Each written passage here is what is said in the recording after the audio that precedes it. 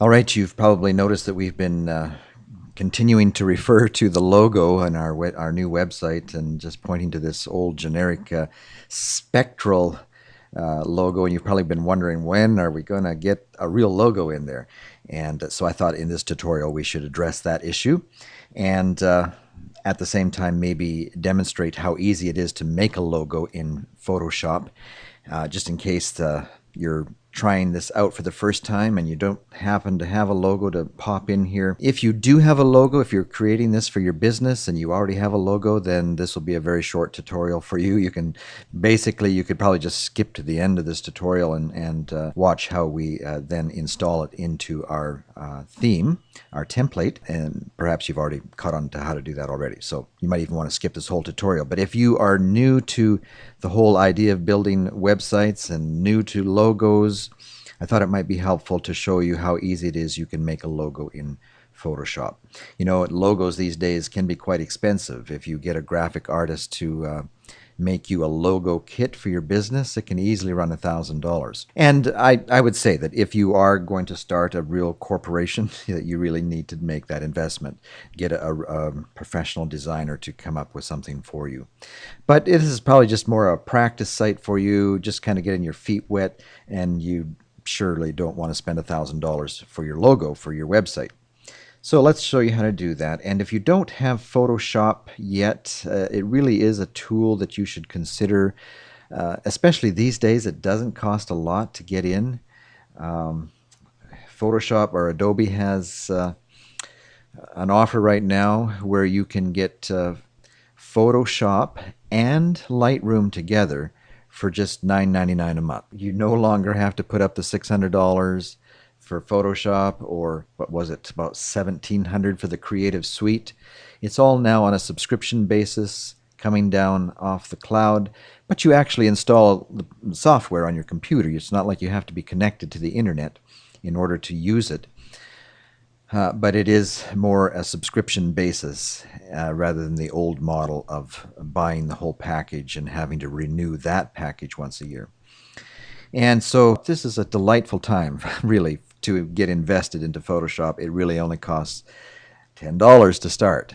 Now, mind you, you have to pay $10 every month for that. But still, for $120 a year to have Photoshop and Lightroom together, that's a real deal. And the sweet part about that is you continue to get the latest updates virtually every month. Okay, but I'm guessing that a lot of you do have Photoshop, and so you can follow along here if this is kind of new to you. I'm just to make this a little easier and quicker for me, I'm going to base this logo on one that I've already created. And we'll just maybe check out the dimensions. I've used this particular logo on a spectral template before, so I know it fits and works. And the way you check the size of a document in Photoshop is Control-Alt-I, the keyboard shortcut, Control-Alt-I. And this will show us the dimensions of this particular one. So what we'll do is we'll make a new one about the same. Let's make it 530 by 60. That should be fine. So let's just cancel out of that and make a new one. File, New. And we'll make this 72 pixels per inch, and it was 530 pixels by 60 pixels. And let's set the background contents. Let's make it transparent. Hit OK. So we've got a new document, a new project. Now let's make a new layer to go on that actually does have a solid color. And to make a new layer, just click on this little, what looks like a file folder there, and that'll give us a new layer to work with. And let's change our color over here to be matching the color of the header in our website, just so that we can get a feel for how it's going to look on top of the color we've chosen for the header. You don't have to be exact here because we're not going to actually use this color. It's just kind of for a guide or reference. It was something like around there. And then we'll fill up that box with that color. We can just go up to this tool here and point to the paint bucket and go over and click in that area, and we've got our background color. And basically what we're going to make is what you might call a text-based logo. where the primary elements of the logo is just the text, the fonts that we pick. And we might include another element from our design over here. We see one of our layers is kind of the symbol of a shutter from a camera. And I believe that's on a separate layer. Let's just click, yeah. All right, and so what I'll do is just make a copy of that layer so that we can have it in our new document. Just right-click on any layer of any project that you want to copy and go up to duplicate layer, duplicate layer, and then choose the document that you want it to go into. And that's actually right now Untitled 1. Hit OK. And now we can go over to Untitled 1, and it should be there as a layer. And let's maybe open or enlarge this a little bit. And let's maybe point to that and just drag it down a little bit, or with your arrow key kind of center it up. And then let's go over and point to the text tool here, the big T. And with that selected, just click anywhere in your project. And your font size may currently be too big, so let's change that up here. We could probably do something like 40. Let's try that. And we'll just type in the name of our company, our fictitious production company. And right now the color of our text is almost the same as our background. Let's change that to white. Let's backspace that. Change this to white up here. It doesn't matter what color it is right now, because we're going to change that in a minute. But we want to be able to see as we type. Don't worry about the font right now. And that's still too big, so let's select the whole thing and drop it maybe down to about 28, 24, see what that's like. Well, let's go back into our text tool and make a few corrections and maybe choose a different font. One great way of picking fonts in Photoshop is just to select the text and then go up to your font listing here, click in it once to see it highlighted, and then with your mouse wheel just go through the fonts and you can watch them as they go through and see if there's something that catches your eye as to the type of font that you might want to use. And it kind of depends on the type of feel that you want to give it. If you want to have it a more casual look or make it more corporate looking, that'll make a big difference on what font you choose. Let's see what this looks like. From the text tool, if you want to actually manipulate or move the text around, you have to go from the text tool up to the select tool up at the top here, and now you can just point to that and move it around. Yeah, that's not too bad. I'm going to check and see what font I used for this project. I kind of liked it. That's Trajan Pro 3. Let's try that over here. We probably want to either make it bigger if we're going to leave it on the same line, or center it up. Let's try that and make it bigger. And then let's change it to be similar to the gold. And what we've got going here is a gradiated color. And in order to make it the same as the logo, what we'll do is we'll go to that shutter logo layer, I guess it's this one here, right-click on that layer and choose layer style, or copy layer style, and then just go over to our text and paste layer style, and that'll bring in the same gradiated look, using the same colors as our shutter logo. Now you may wonder how to do that if you don't have anything to copy. Okay, let's just go to one of these layers. The way that you do this gradiated color to any text that you have placed there, and it doesn't matter, you notice we did it in white, but we ended up with something else. We'll just go to that layer of text and double click on it. And sometimes that'll just open up as if you want to change the file name, but or the layer name, but just keep clicking on it until you get this pop-up window. And then the option that you want is gradiated overlay. And if it's not already checked, check it. And you'll see that it pops up here. And the way that you change the colors on that, by default, you'll probably get some crazy looking color. Just click into that area there and then go to the first little box down here and double click on that. And that'll open up your color picker tool, and there, by using the slider control as well as your positioning, you can choose virtually any color of the spectrum. Hit OK, and then click on the second box and choose another color that would gradiate well from your first color. And I chose a pretty wild color to start with, but probably something that would go with that would be a darker green, so that you can kind of imagine the light hitting the top of your letters and kind of the light falling off as it reaches near the bottom of the page color. Okay, then hit OK, OK, OK, and you've got your gradiated color look. That's how easy it is to make a nice gradiated color of any text or object item. Okay, but I'm going to go back to my other, so I'll just right click on that and paste layer style again to give me my color back.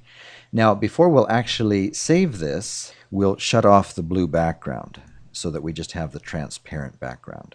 Let's first of all save this as a Photoshop project, because oftentimes you'll have to come back and make some fine-tune adjustments, and so it's nice to have that saved document, that saved project. So let's hit Control S and let's put it in its proper folder.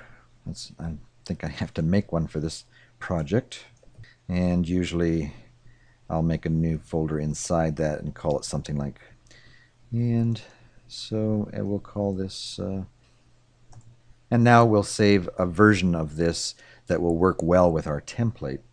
And because we want our background transparent when we bring this file in, so that the logo just shows on top of the header in our website without any being on any kind of a banner or background, we'll want to save it in a specific file format. So let's go use the file option here and choose Save As, and this time we'll change it from a Photoshop file format to a PNG file format, affectionately known as PNG files.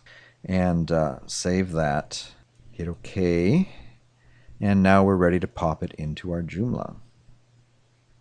Let's go to our control panel, and where we do that, you'll probably remember we saw it in Template Manager, and the spectral template, the master, and that is in the Style tab, and it's top of the list, Logo.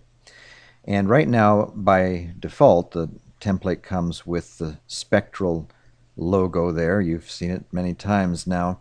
To change that out to our logo, we click on this type and choose Custom.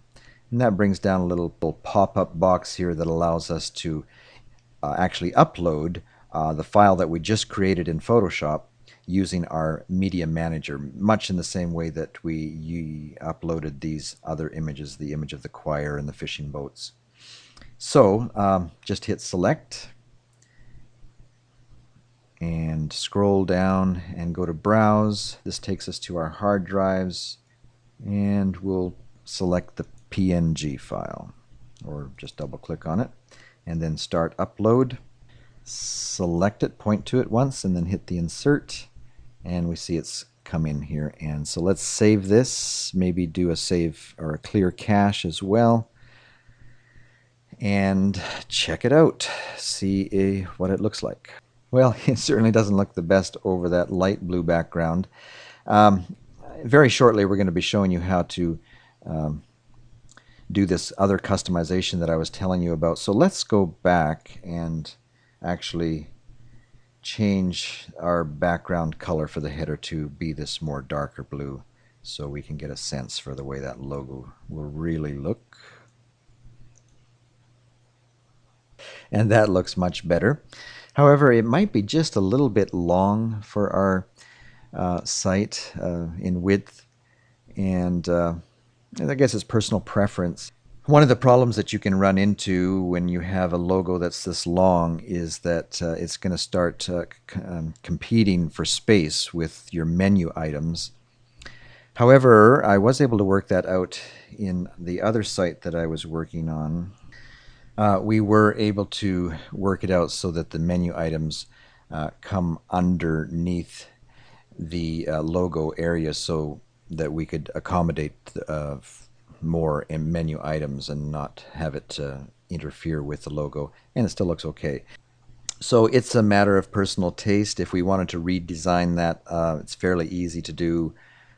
Just go back and do something like this. Let's go to our text tool, and let's actually make this into a new layer. Let's delete this, or at least copy it.